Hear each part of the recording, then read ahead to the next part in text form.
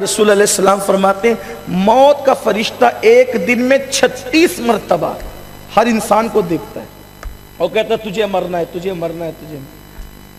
वो सबको एक दिन में 36 बार देखता है। गौर फरमाए।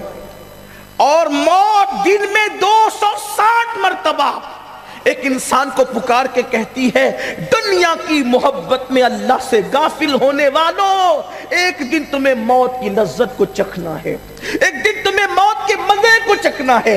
260 मरतबा एक दिन में मौत पुकार पुकार कर कहती है एक दिन तुमको मौत का मजा चखना है। हैरत है, मौत जिसको आने वाली है उसको इसकी खबर नहीं, उसको इसकी परवाह नहीं। वो तो तरह तरह के गुनाहों में, नित नए गुनाहों में, तरह तरह की अय्याशियों में, आवारगियों में डूबा हुआ है। अल्लाह अकबर। मेरे और आपकी आका गैब दा नबी मुस्तफ़ा जान रहमत सल्लल्लाहु अलैहि वसल्लम फरमाते हैं मौत का फरिश्ता जब रूह निकालने के लिए कहीं आता है तो वो फरिश्ते जिन्होंने अर्श को थामे हुआ है, जब वो मौत के फरिश्ते को किसी के घर में मौत के लिए आता देखते हैं तो उन पर अल्लाह का खौफ ऐसे तारी हो जाता है कि वो उस मंजर को देख करके उनका पूरा वजूद सिमट जाता है और दुबला हो जाता है।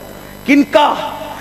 वो फरिश्तों की रूह निकालने नहीं आया, वो किसी और की रूह निकालने आया है। लेकिन ये मंजर देखकर हामिलीन अर्श उन पर अल्लाह का ये खौफ तारी हो जाता है। सोचो तो सही वो कैफियत क्या होती होगी।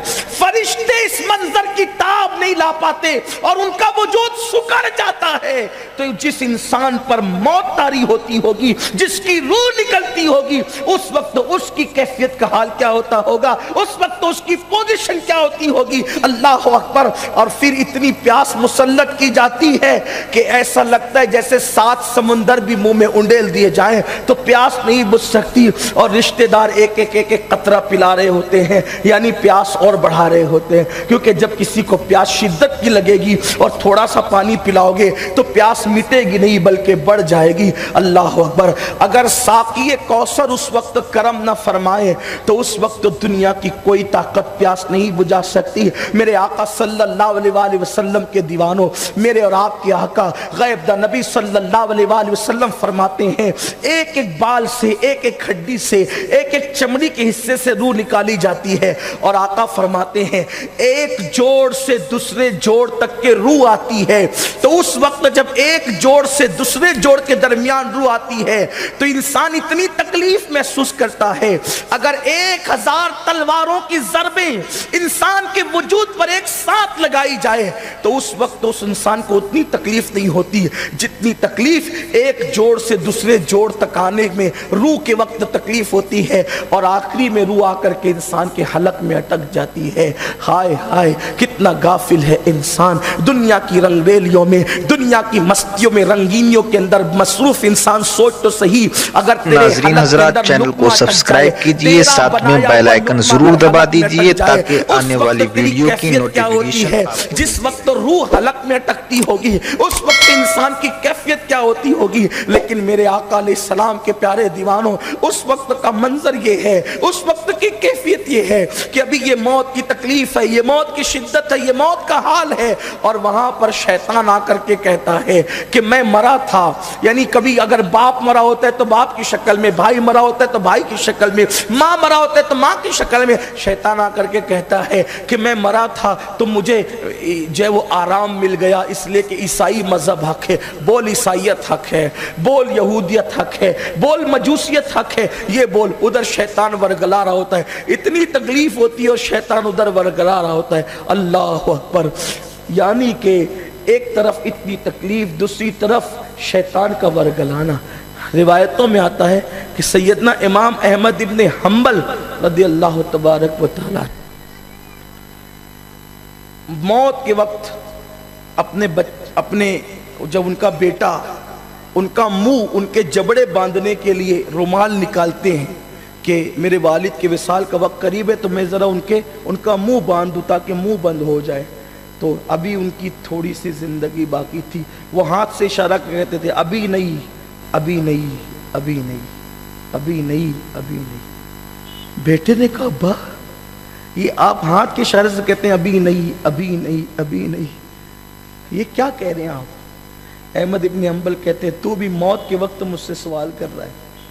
اب میں جانے والا ہوں دنیا سے اس وقت ہو گئی، یہ کوئی سوال کرنے کا ٹائم ہے، لیکن چونکہ تو نے مجھ سے سوال کر لیا ہے تو سن.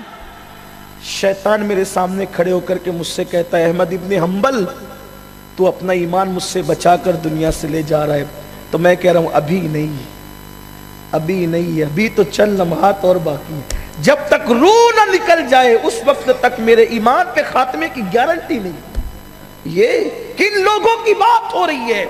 امام احمد ابن حنبل جیسے لوگ جنہوں نے اللہ کے دین کے لیے جو ہے کوڑے تک کھائے، اللہ کے دین کے لیے جیلوں میں تک گئے، جنہوں نے پوری زندگی، ارے غوث پاک نے جس کو اپنا امام کہا وہ امام احمد ابن حنبل ہے، لیکن زندگی کی ابھی چند گھڑیاں باقی ہے اور شیطان کہہ رہا ہے احمد ابن حنبل تو اپنا ایمان مجھ سے بچا کر لے جا رہا ہے. فرماتے ابھی نہیں، جب تک ایمان پر چلا نہ جاؤں اس وقت تک یہ نہیں کہہ سکتا کہ میں مومن دنیا سے گیا.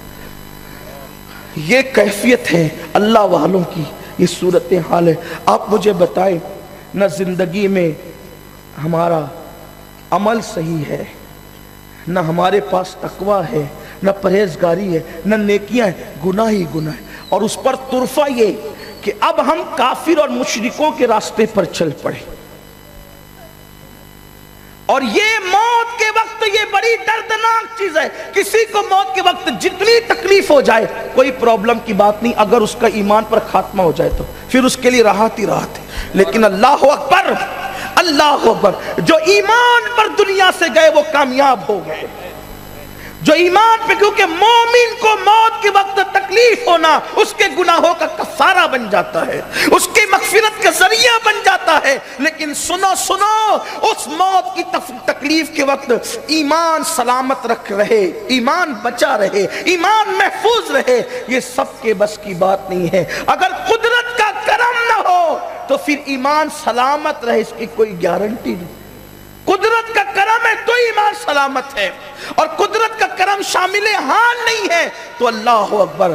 جانتے ہیں اللہ، امام غزالی رحمت اللہ علیہ نے لکھا ہے کہ ایک ایسے محدث جنہوں نے کم و بیش اپنی زندگی کے 50 سال حدیث کا درس دیتے ہوئے گزارا، جب موت آئی تو مرتے وقت ان کا ایمان چھین لیا گیا. سوچئے ذرا، ایک بہت بڑے محدث تھے، وہ بھی مرا تو اس کا ایمان بھی چھین لیا گیا، بلکہ وہ تو عیسائی ہو کر کے مرا. اس نے آخری وقت اعلان کر دیا کہ عیسائیت حق ہے. لوگوں نے اس کی بیوی سے پوچھا کہ یہ تو بڑا متقی تھا، پرہیزگار تھا، نیک تھا، لیکن اس کے کفر پر ہم گواہ ہو گئے کہ اس نے عیسائیت کو حق کہا، وجہ کیا ہے؟ تو کہنے لگی ہاں نیک تھے، متقی تھے، پرہیزگار تھے، لیکن جب بھی ان پر غسل جنابت فرض ہوتا